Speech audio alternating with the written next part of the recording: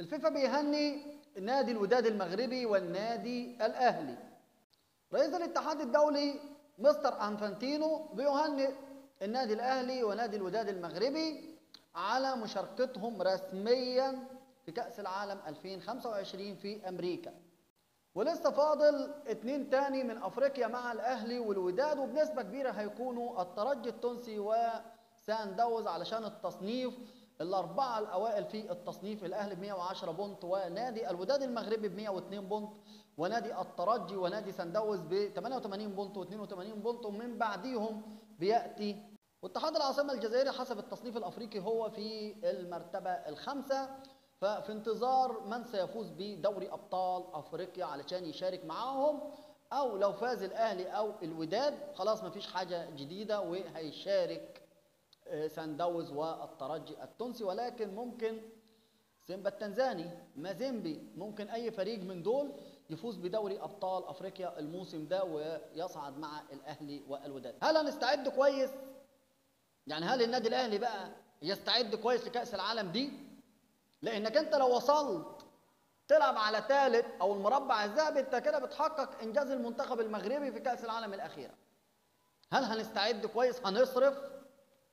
هنصرف لأن كل 4 سنوات كأس العالم دي زي كأس العالم كده للمنتخبات الأخيرة في قطر.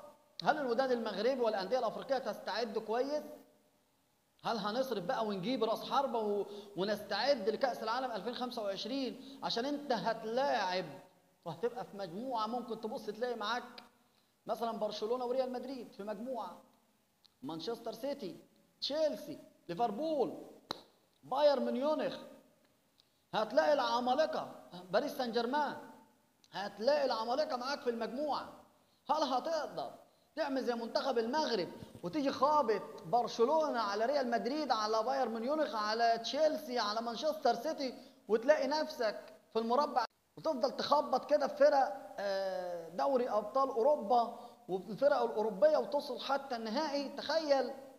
تخيل ان انت علشان تحقق انجاز ثالث العالم اللي لسه كسبانه من يومين عشان توصل له بس لازم تتخطى برشلونة، ريال مدريد، مانشستر سيتي.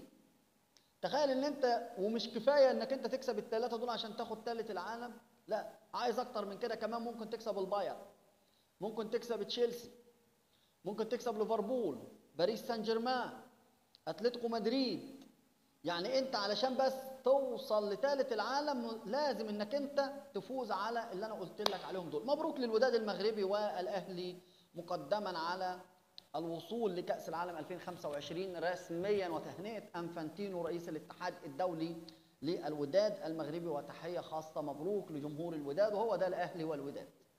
الأهلي والوداد يا جماعة في أفريقيا هم اللي عليهم الأمان، لأن هم أندية بطولات. مع احترام لسان داونز مش نادي بطولات.